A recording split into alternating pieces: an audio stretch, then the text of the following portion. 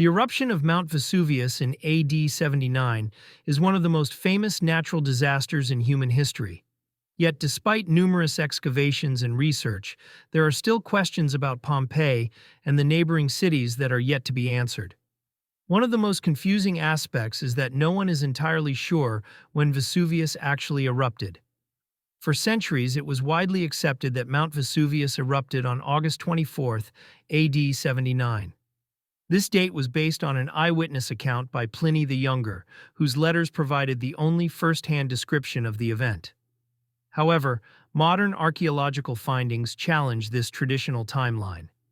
Excavations have uncovered evidence, such as fruits harvested in autumn, warm clothing, and even heating systems, that strongly suggest a later eruption date, possibly in October or November. The discovery of a charcoal inscription in Pompeii's ruins, dating to mid-October, has cast even more doubt on the August 24th date. If the writing was inscribed shortly before the eruption, it would imply that Pliny, writing some 20 years later, may have been mistaken in his account. This revelation opens up the possibility that our understanding of the sequence of events and the timing of the eruption might need to be reconsidered. The mystery of when exactly Vesuvius erupted lingers, leaving scholars debating the true date. Adding to the mystery is the lack of first-hand accounts, aside from Pliny's. Given the scale of the disaster, one would expect multiple first-hand accounts from the time, yet only Pliny the Younger's letters have survived. Pliny's account, though vivid, is second-hand, and describes events from across the Bay of Naples where he watched from a distance. But where are the voices of Pompeii's residents or those who fled the scene? It's puzzling that we have no other accounts, especially considering that Pompeii was a sophisticated city with educated citizens. The literacy rate in Roman society, particularly among the elites, was significant, and it's likely that some survivors could have recorded their experiences. Some speculate that other accounts may have existed, but were lost to time, perhaps destroyed by subsequent eruptions, decay, or negligence.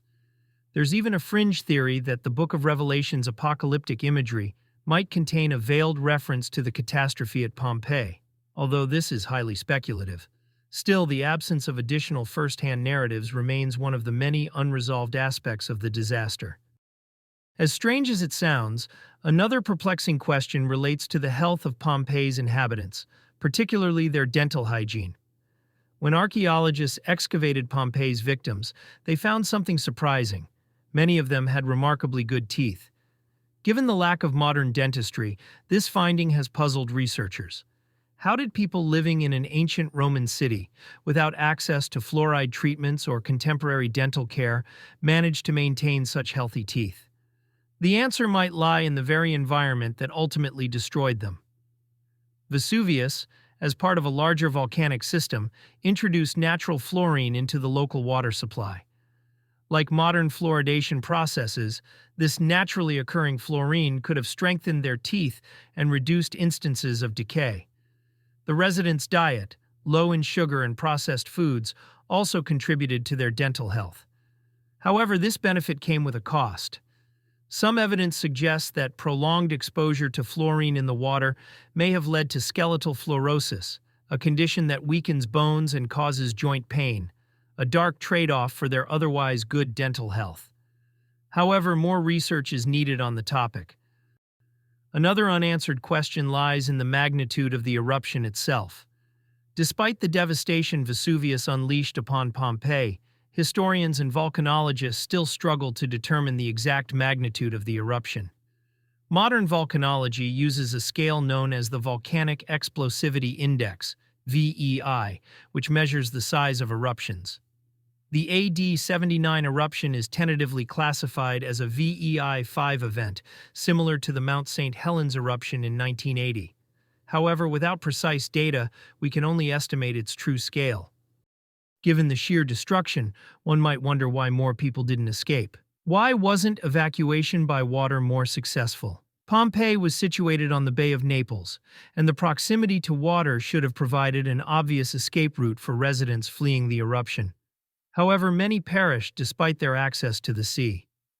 Archaeological evidence shows that people sought refuge in the boathouses of Herculaneum, a nearby town, yet few managed to escape. One explanation may be the weather. Pliny the Younger's letters mention strong winds blowing ash and debris inland, preventing boats from easily navigating away from the danger zone. Additionally, the eruption was accompanied by violent earthquakes, which likely made the waters even more treacherous. Falling pumice and ash may have clogged the waterways and made it nearly impossible for ships to depart. While some did attempt evacuation by sea, these efforts were largely unsuccessful, leaving many trapped in the path of destruction. The confusion doesn't end there. Post-eruption activity in the region remains difficult to piece together.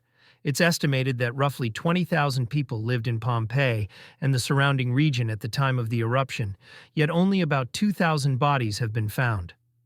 What happened to the rest?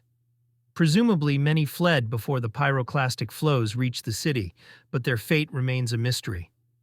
There is little documentation of where these refugees went or how they were received in neighboring cities. Some may have integrated into nearby communities, while others may have been lost to time, their stories never recorded. Archaeologists have uncovered few clues about the lives of these survivors and found that some families were separated and scattered, while others went to rebuild their lives across the Roman Empire, with varying levels of success. However, these are just a few accounts that represent only a small fraction of the survivors. The lack of detailed records about the refugees highlights a significant gap in our understanding of what happened after the disaster. Similarly, post-eruption activity in the city remains confusing. After the eruption, one might assume that Pompeii remained untouched.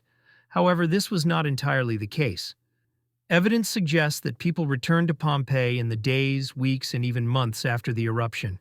There are indications that looters entered the city, searching for valuables buried beneath the ash. Others may have returned to recover their belongings or to check on loved ones. Additionally, the Roman government may have organized recovery efforts, though these were likely limited. The idea that Pompeii was completely abandoned immediately after the disaster is not entirely corroborated. Instead, the city became a chaotic and somewhat apocalyptic place, where survival and scavenging were the priorities. Finally, we're left to grapple with why so many people chose to remain in the area even after the warning signs became apparent. Even after the devastating eruption, it seems that people failed to grasp the long-term threat posed by Vesuvius. Some argue that the wealth and prosperity of Pompeii, with its thriving agriculture and bustling commerce, were simply too enticing to abandon. Others suggest that the inhabitants may not have had anywhere else to go. For many, leaving a well-established life for the unknown was a daunting prospect. In the aftermath, life eventually returned to normal in the surrounding areas, and the memory of the eruption faded. It wasn't until many years later that Vesuvius erupted again, by which time Pompeii had been forgotten, buried beneath centuries of earth and ash. The disaster at Pompeii continues to fascinate us, not only for the tragic loss of life, but for the many enigmas that still surround it. From the uncertainties about the eruption's timing to the puzzling behavior of its residents, the story of Pompeii is filled with gaps that we may never fully understand. Thank you for watching, and see you next time.